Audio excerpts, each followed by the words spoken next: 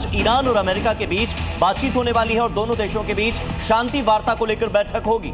आपको बता दें कि इस्लामाबाद में दोनों देशों के बीच बैठक होनी है, शांति वार्ता पर अहम बातचीत होनी है।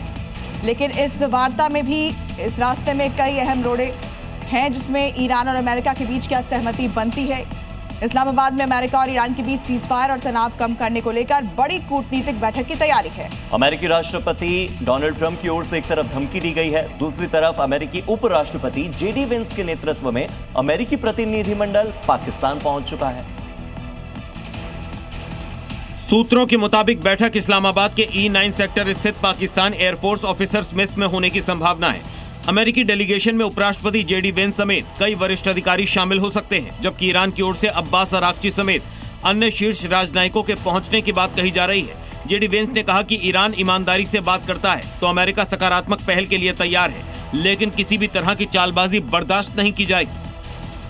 और बड़ी खबर है, अमेरिका से युद्ध विराम पर बातचीत के लिए ईरानी प्रतिनिधिमंडल इस्लामाबाद पहुंच गया है। ईरान की संसद के स्पीकर गलिबाफ की लीडरशिप में ईरान का डेलीगेशन इस्लामाबाद पहुंच चुका है। ईरान के इस प्रतिनिधिमंडल में विदेश मंत्री अब्बास अराक्ची, रक्षा परिषद के सचिव अकबर अहमदीन भी मौजूद हैं। सेंट्रल बैंक के प्रमुख अब्दुल्ला सेर हेमती और कई सांसद भी इस डेलीगेशन में शामिल हैं।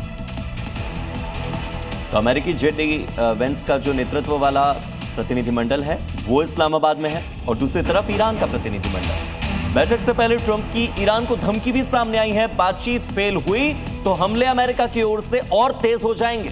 तो ईरान पर जो हमले हैं वो और तेज होंगे। डोनाल्ड ट्रंप ने कहा है अमेरिका जहाजों पर सबसे खतरनाक हथियारों को भर रहा है, ईरान को भारी नुकसान हो सकता है। एक तरीके से डोनाल्ड ट्रंप ने ईरान को चेतावनी दी है। न्यूयॉर्क पोस्ट को दिए इंटरव्यू में ट्रंप ने ईरान को सख्त चेतावनी देते हुए कहा कि अगर डील नहीं हुई तो कार्रवाई के लिए तैयार रहें। ट्रंप ने कहा कि अमेरिका अब और बेहतर हथियारों के साथ तैयार है और जरूरत पड़ने पर उनका बहुत प्रभावी इस्तेमाल किया जाएगा। उन्होंने ईरान की मंशा पर भी सवाल उठाए। ट्रंप के इन बयानों के बाद अंतर्राष्ट्रीय स्तर पर तनाव और कूटनीतिक हलचल और बढ़ गई है। वार्ता को लेकर अगले 24 घंटों को अहम माना जा रहा है।